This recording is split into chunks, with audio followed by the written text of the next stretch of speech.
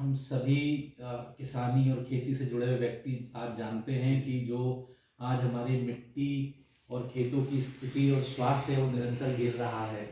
और आप जैसे सम्मानीय किसान, प्रतिष्ठित किसान और भारत सरकार कई कदम उठा रही है कि हम इसमें सुधार कर सकें।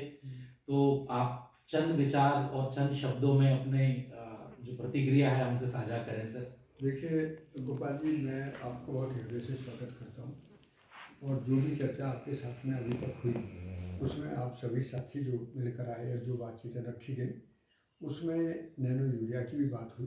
लेकिन एक और जो बड़ी गंभीर बात भारत के सामने थी वो थी कि हम जितना भी synthetic molecule based fertiliser, culture जो भी बाहर से खरीद रहे हैं वो उसमें कहीं ना कहीं बहुत ही प्रतिघात है। एक तो हमारा पैसा खर्च होता है, दूसरा उसके साइड इफेक्ट के बारे में कोई ज़्यादा विचार और कोई मानकता नहीं होती जी। तो ऐसे में देश के वैज्ञानिकों को या देश के प्राइवेट सेक्टर की एक बहुत बड़ी भूमिका है। भारत सरकार अभी कम से कम 10,000 से ज़्यादा बायो रिसोर्स सेंटर बनाने के एक अभियान को चलाना चाहती है और कृषक उत्पादक संगठनों के माध्यम से ये अभियान चलाएगा।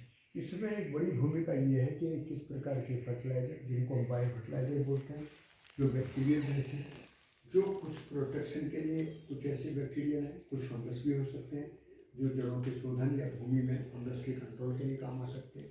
तो इस प्रकार की जितनी भी 10-12 प्रकार की एप्लीकेशन है जो किसानों के लिए उपयोगी है वो किसानों तक सही ढंग से नहीं पहुँच पाए। इसमें प्राइवेट सेक्टर जैसे मान लिया कानपुर में अपनी लैब लगी है जी। उसी लैब का थोड़ा सा एक्सटेंशन और थोड़ा सा यूज बढ़ाकर यदि हम उसमें नाइट्रोजन के लिए बैक्टीरिया क्या क्या हो सकते हैं, फास्फोरस के मोबिलाइजिंग के लिए, जिंक के मोबिलाइजिंग के लिए, आयरन के लिए या माइक्रो न्यूट्रिएंट के लिए उसमें सिलिकॉन की एक बड़ी भूमिका आ रही है, जिंक की बहुत बड़ी भूमिका आ रही है, सल्फर की भी भूमिका आ रही है। तो ऐसे में मेरा एक मन है कि चेयरमैन साहब से एक मैं निवेदन करता हूँ और आपके साथ में वार्ता हुई तो मुझे बहुत अच्छा लगा। आप मेरी तरफ से उनको निवेदन करें कि वो गंभीरता से, क्योंकि इस समय आदरणीय श्री योगी आदित्यनाथ जी के नेतृत्व में उत्तर प्रदेश एक नई दिशा, नए आयाम के साथ आगे बढ़ रहा है और कई चरण हम लोगों ने पूरे कर लिए हैं।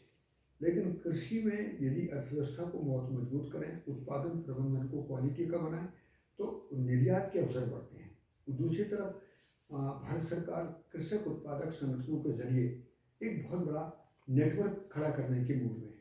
तो ऐसे में यदि हमारी कंपनी माने जो चांदछाप मीडिया प्लेटफॉर्म है जिसके चेयरमैन हमारे बहुत ही स्नेही भी हैं और इस क्षेत्र के बारे में अच्छा विचार रखते हैं, उनसे मेरा भी अनुरोध है कि ये संदेश उन तक जरूर पहुंचा हुआ कि वो इस विषय को लैब से लेकर, और ये लैब से लैंड वाला जो चैप्टर जो अभी अधूरा पड़ा था ये वही चैप्टर है कि अब हम लैब से फार्मर तक कैसे पहुँचें और बीच के लिंक में जो डिस्टर्बेंस हुए थे वो किसी भी कारण हुए थे उनको अपडेट करें। तो इससे दो फायदे होंगे, एक तो लीनियर इकोनॉमी सर्कुलर हो जाएगी, दूसरा हमारी जो इंडस्ट्री है वो सस्टेनेबल हो जाएगी, इंडस्ट्री को कोई नुकसान नहीं होगा। अभी इंडस्ट्री जो आउटलेट के जरिए किसान तक पहुंचने की मिजाज में है, बहुत बड़ा पैसा उसका डिस्ट्रीब्यूशन चैनल में खर्च होता है, यदि वो डायरेक्ट किसान से जुड़ती है तो उसका कोई नुकसान नहीं होगा और बल्कि उसको भी आर्थिक समृद्धि होगी और किसानों को भी सीधे फायदा होगा।